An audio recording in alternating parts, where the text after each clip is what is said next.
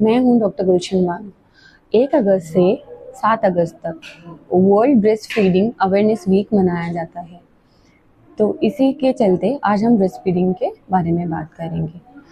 According to the WHO and UNICEF, जो बच्चा है उसको डिलीवरी के बाद आधे घंटे के अंदर और स्पेशली विद इन 1 आवर तो माँ का दूध दिया ही जाना चाहिए, जो कि 6 महीने तक फिर सिर्फ और सिर्फ माँ का ही दूध देना चाहिए, जिसको हम एक्सक्लूसिव ब्रेस्ट फीडिंग कहते हैं।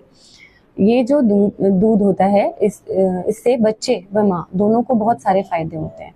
माँ का जो फायदा है वो ये, सबसे पहले जैसे ही बच्चा माँ का दूध पीता है तो एक हार्मोन होता है ऑक्सीटोसिन, वो सिक्रीट होता है और उससे बच्चादानी सिकुड़ती है, जिससे वो समय पे अपने नॉर्मल शेप में भी आती है। दूसरी बात, जो ब्लीडिंग होती है महिलाओं में डिलीवरी के बाद, उसको भी वो कम करती है। दूसरी चीज़, माँ और बच्चे की बॉन्डिंग बहुत अच्छी होती है, जिससे भी माँ को दूध का सिक्रीशंस है वो अच्छा होता है।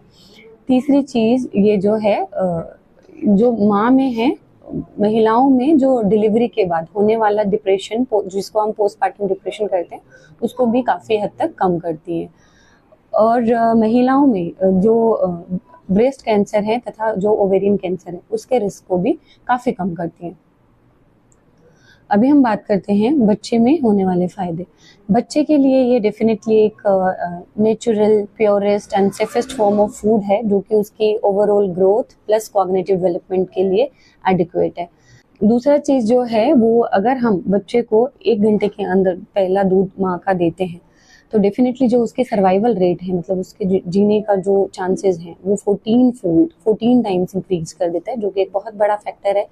तीसरी चीज़ जो है, ये बच्चों जो पहला दूध आता है, जिसको हम कोलेस्ट्रम कहते हैं, जो बिल्कुल पानी जैसा होता है, उसमें काफ़ी मात्रा में एंटीबॉडीज़ होती हैं, जो बच्चे को बहुत सारी बीमारियां जैसे कि डायरिया, निमोनिया, इन सब से दूर रखता है और इन सबको प्रिवेंट करता है। तो मतलब दूध ना अकेला सिर्फ फूड है, जबकि एक मेडिसिन की तरह भी काम करता है इन सब बीमारियों को प्रिवेंट करने में। तीसरी चीज़ जो है वो,